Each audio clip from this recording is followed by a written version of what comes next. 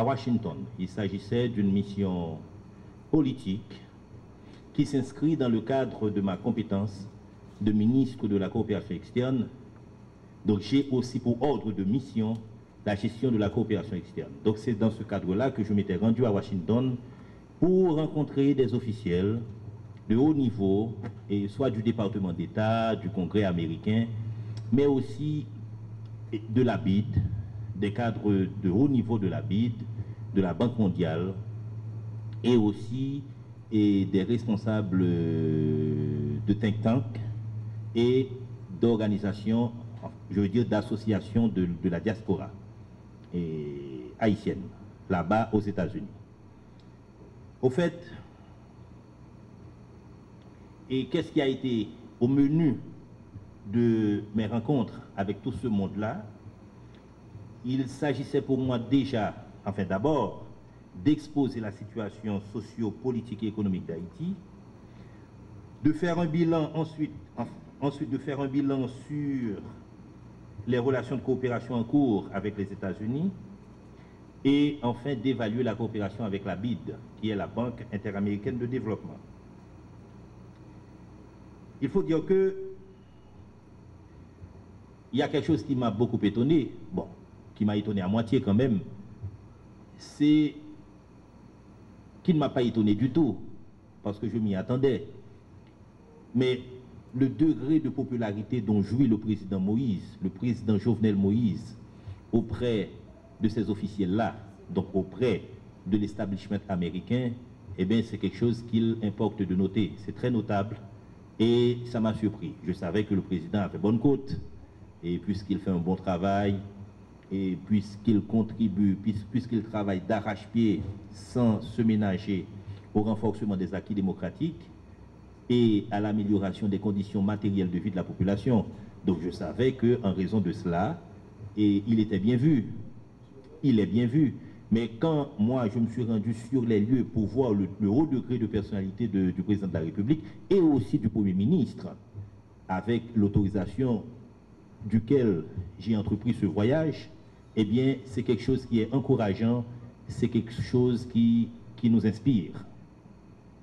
Et le président est salué pour quelqu'un, comme je l'ai dit tantôt, est salué tant au niveau des officiels du Congrès que de ceux du département d'État que j'ai rencontré. Il est salué comme quelqu'un qui fait un travail exceptionnel en termes de renforcement des acquis de la démocratie, en termes également de renforcement de l'état de droit.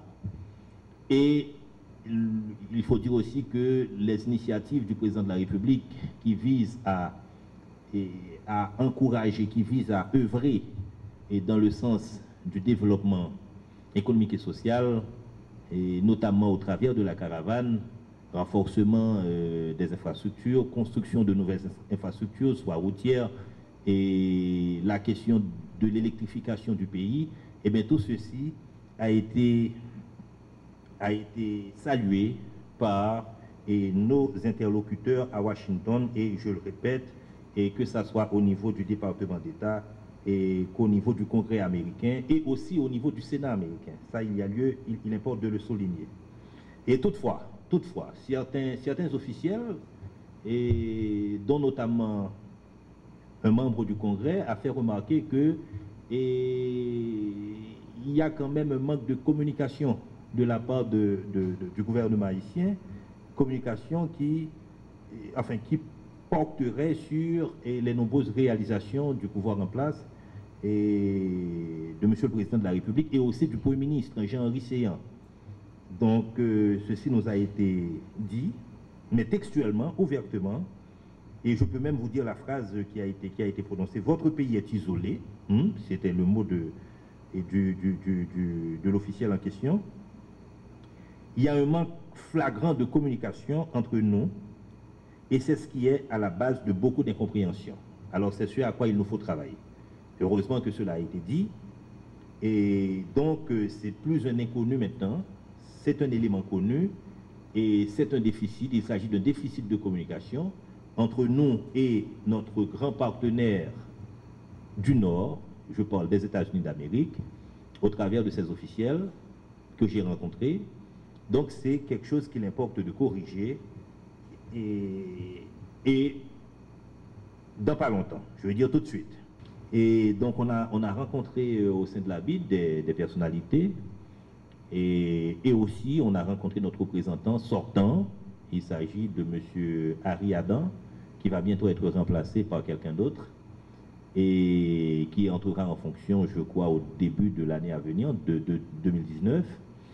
On a parlé avec M. Adam, on a fait le point sur pas mal de choses, sur pas mal de projets en cours.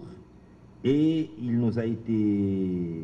Donc on a parlé des 2 milliards de dollars qui a été mis à disposition pour Haïti et au lendemain du séisme de 2010. Et donc de ces 2 milliards de dollars, enfin il faut dire que cette somme a été mise à la disposition d'Haïti, mais devait être exécutée sur... Le décaissement de cette somme devait être exécuté sur 10 ans. À partir de 2010. De 2010 à 2020, ça ferait 10 ans. Et de cette somme, il reste 423 millions. Et ces 423 millions sont alloués à des projets dont 2 sont approuvés, sont déjà approuvés. Il s'agit d'un projet de gestion de déchets solides dans le nord du pays, à hauteur de 33,5 millions de dollars. Et également un programme de transport qui sera financé à hauteur de 225 millions de dollars. Et puis il y a 2 autres projets dont l'un porte sur les compétences des jeunes. Donc il y a un montant de 40 millions de dollars qui sera alloué à ce projet. Et puis il y a un autre projet qui est un programme qui consiste en l'exécution d'un programme d'eau et d'assainissement. Et ce projet sera exécuté dans le nord du pays et ce projet sera financé à hauteur de 125 millions de dollars. Il faut dire que cette somme a été approuvée en notre présence grâce à nos efforts sur place, nos efforts, nos déterminations,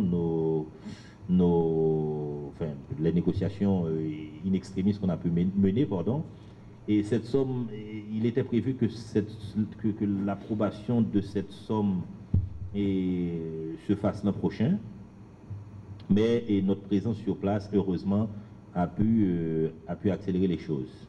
Et donc, un montant de 125 millions de dollars, le jour même de notre présence à Washington, dans les locaux de la BID, un montant de 125 millions de dollars a été approuvé.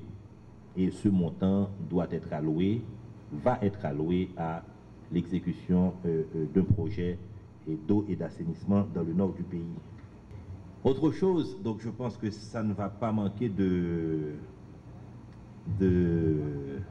venir dans vos questions, mais j'avais aussi prévu de l'aborder. Il s'agit justement de la question Petro-Caribé. Et dois-je vous dire que depuis quelque temps, il est installé au sein du ministère une commission d'enquête de la Cour supérieure des comptes. Une commission d'enquête sur l'utilisation, encore relative à l'utilisation des fonds Petro-Caribé. Cette commission d'enquête est installée, donc j'ai reçu la commission, je l'ai installée moi-même personnellement, et j'ai instruit tous les directeurs techniques de ce ministère, tous les coordonnateurs. J'ai aussi instruit le directeur général de coopérer, mais sans phare, sans le moindre embâche, avec la dite commission, avec la commission de la Cour supérieure des comptes et commission d'enquête sur la question, sur le dossier Petro-Caribé. Depuis son installation, enfin, la commission fonctionne et la commission demande des informations, elle en obtient et comme vous le savez, c'est tout un processus, ça prend le temps qu'il faut, mais je peux vous dire que la commission travaille et le ministère, le MPCE, coopère à souhait. Et j'ai même dit aux membres de la commission, s'ils venaient à observer quelque anomalie que ce soit, qu'ils viennent directement à moi pour m'en parler et je ne manquerai pas de prendre les dispositions nécessaires.